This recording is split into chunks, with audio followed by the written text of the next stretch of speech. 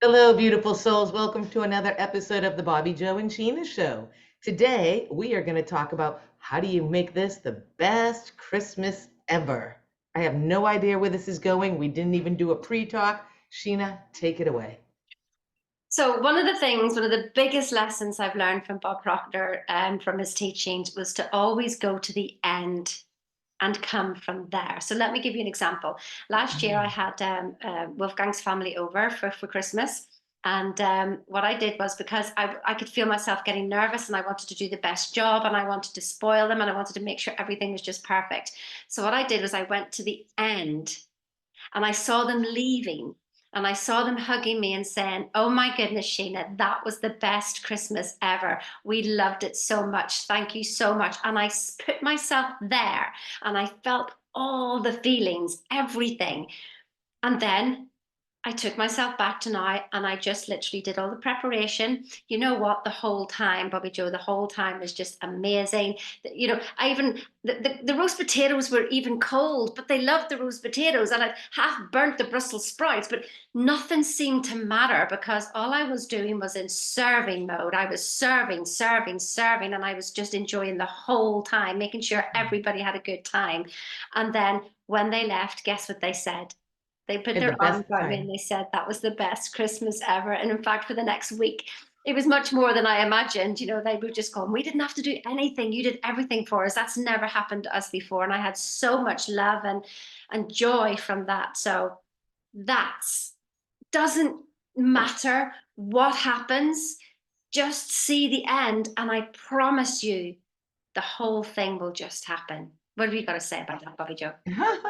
Well, two things. It's the discipline of having the imagination and doing the work and coming from it. A lot of people don't know what they even want.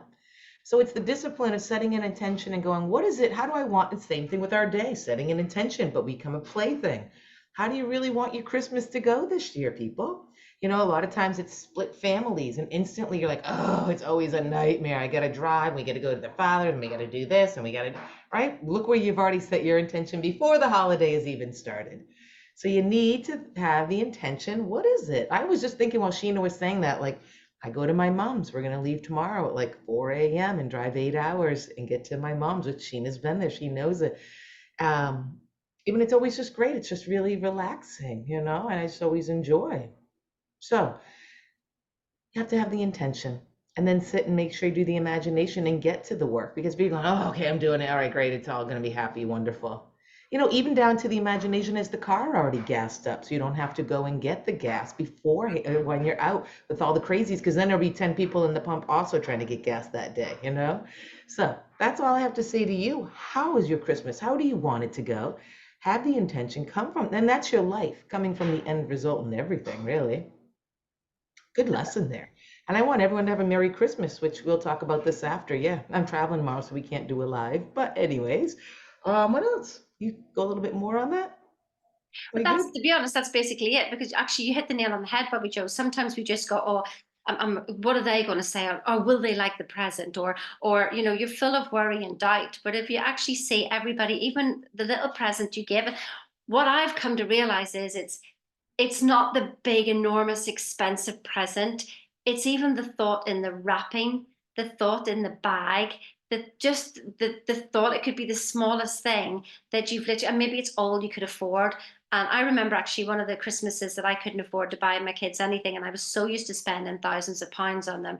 And this Christmas, I felt so bad, like so bad. But what I did was I got their animals, their favorite animals, and I saw somebody painting them on slate, and so I got it, one for Connor and one for Shannon. And you know what? When they opened those presents, they said that was the most thoughtful present I'd ever bought them. That really, Oh, really showed me that they were 40 quid. Like that is it each. And that really taught me a lesson about to be, it's better just to have some one thing that is thought of than 10 things that were just, oh, well, sure, I've got the money, I'll just buy you this. So see people, if you're worried about your present, don't be. Just go to the end and see them loving it and giving you a hug and saying, oh, "Thank you so much." Don't be worried about anything this Christmas. See the end, be in love, because guess what? It's your feeling as well, and your feeling will emanate around. absolutely everybody. So yeah, I'm so excited for Bobbi Jo going to her mum's. Her mum's a lovely place, and she's going to have a swimming pool at Christmas. My goodness. And heated, warm, saltwater heated pool. Fred's going to be working on it. And then if you're watching this, you're probably already a new thought kind of person anyways, but there's so much consumerism around Christmas that we Oh, really have lost the absolutely. meaning. I pretty much everyone in my life or can go out right now to a mall. I don't think anyone, unless you're homeless or really, really poor, then most of the time what you're getting is just stuff. And you really need to rein it back and just look and go, what is really do I value? And it's the friendship, it's the togetherness. And if you're not, I talked to somebody yesterday who said, oh my God, you could tell everyone hated each other at this family gathering. And it's like, why did they even show up? And it's like, yeah, that is the question. Why do you show up if you're not going to be happy? Because you have to? Who says you have to? I'll call them and tell them you're sick. No, we don't lie. Anyways, we can just talk and talk and talk. Have a wonderful Merry Christmas. I'm sure we'll say this again because we'll be back on There'll Friday. be plenty of Merry Christmases. But just one final point, I have to say it. I saw Christmas in Dubai and it's snowing in Dubai in this mall, and I went consumerism at its best. Absolutely. Don't So they have a yes. ski? Yeah, they Yeah, have like sorry. a ski, don't they have a ski slope in there Yes, too? yeah, but the consumerism of Christmas, it was just like, wow. But actually, it's all just fun. It's all just fun. You don't have to buy anything. You can just go and enjoy the damn thing. That's it. You don't have to buy everything. See you next time. And wish Bobbi Jo a safe and wonderful, happy journey the whole way. I see her arriving at her mum's, and her mum just giving her a big hug and kiss and go on happy Christmas. Uh-huh. Set that intention. Merry Christmas.